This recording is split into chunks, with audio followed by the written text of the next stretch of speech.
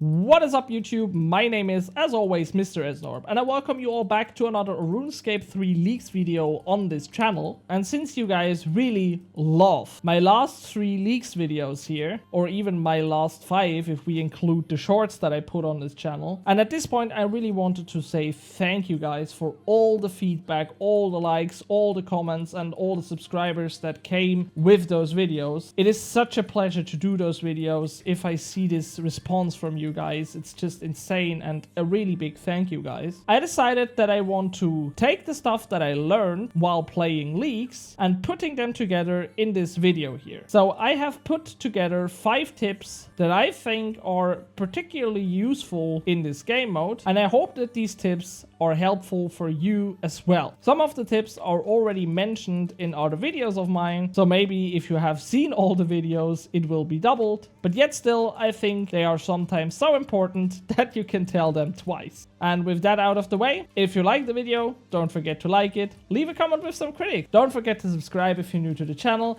and now let's head right into it. If you start playing the RuneScape 3 Leagues, you will learn pretty early on that the most important thing in this game mode is completing tasks. Because when you complete tasks, you earn league points, and with league points, you unlock your new relics, which makes you insane powerful, gives you a lot of passive effects, and is basically the whole point of the game mode. So doing tasks is the most important thing. But since there are over 1000 tasks that you can do in this game, it can be kind of overwhelming and confusing what tasks you should do early on. And therefore, there is one tip that I already showed you guys in other videos, but it is so important that I want to get it done here again. Because to look up what tasks you can do, you basically have 2 options. Option number 1 is that you open your tasks menu in-game, and then you basically have all the tasks. You can set in some filters, for example, for the tier and the area, or the style that you want to do, for example, combat skilling,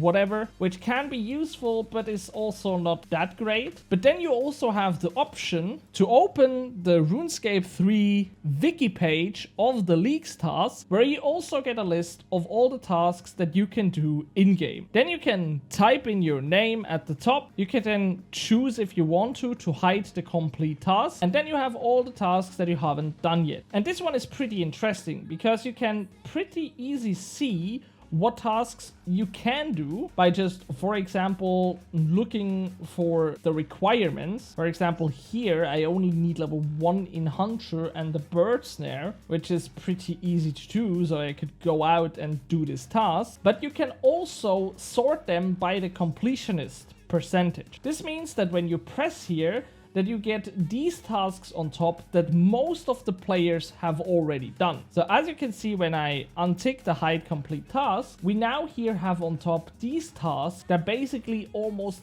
every player in the game has done. And therefore, the tasks that are on top are really easy to do. The first one, obviously, is just unlocking the first relic, which is something you have to do to play the game mode and is completed by 100% of the people. But then you also have other stuff like killing a goblin, viewing the skill guide, which is sometimes just one button press. You also have stuff like cutting a tree, mining a copper ore and stuff, so the really easy things to do. So therefore, you now know what tasks you can do early on that don't really have requirements and give you some league points to start your grind. You can then basically also look out for how much points it gives you and then focus a little bit on the harder ones. For example, here, mine 1000 ores to get 80 league points, or even chop an elder tree to get 200 league points. It is done by a lot of people, but I think this one is because it's bugged. But yeah, I think you get the point. So when you go on the website, sort them by completionist percentage, you see what tasks are easy to do and what tasks you can focus early on to get yourself your first league points. The second tip is basically also all around tasks, because what I learned in this year's Leagues is that there are a lot of tasks that are pretty easy to do, but still give you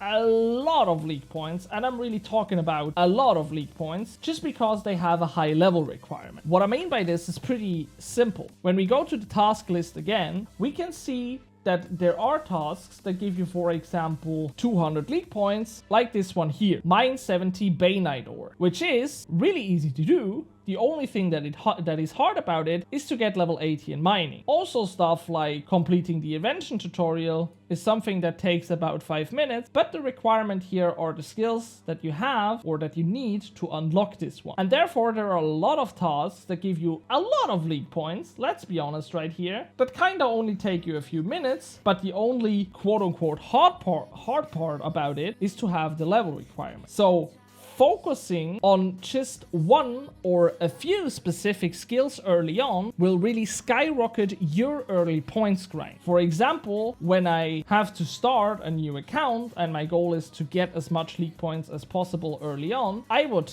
take my first relic, for example the excavator, and then use this relic and just grinding out that one skill. Because I now know that when I, for example, get to level 80 in mining, that I can get a lot of league points for really not that much work just by having that level. And there are also other skills that are really OP for this. For example, fishing, slayer, smithing, mining I already mentioned, farming. These are all skills that are just insane because they all have a lot of high points tasks as soon as you have leveled them up a little bit. So avoiding to do everything in your early game can be really insane in terms of points grinding. And it's basically what I did and what I would do if I would start all over again. My next tip is basically also really simple, and it is don't sleep on your monthlies, weeklies and daily. Sure, not every daily is unlocked that you have in the main game. For example, the daily challenges or also the treasure hunter, they don't exist in this year's league. But you still have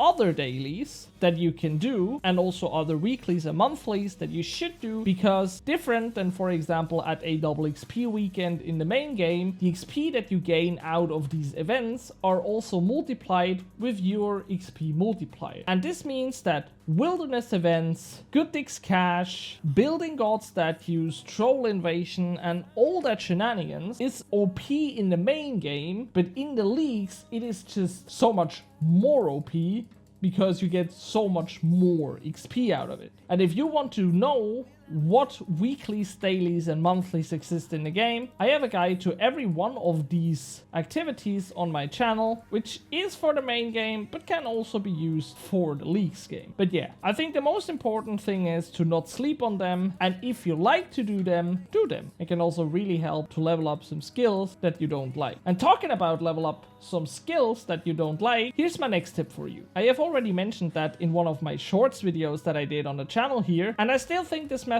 is so cool that I want to mention it here again. Because there is a way where you can train every skill without draining it really. All you need for this is access to Prifdiness and the Farming Frenzy relic. Then you just have to go to Prifdiness and you have to wait until the Voice of Saren for the clan service is ready. If it is so, you can now head to their clan district where you have a herb patch and a bosch patch. Then you can raid this patch and start planting your herb seeds and harvesting them after. And when the voice is active, you actually have a chance that every time you harvest something, a Guthixian butterfly will spawn. Catching this little bad boy will give you a lot of XP in your lowest skill at the moment, so the skill you basically hate the most.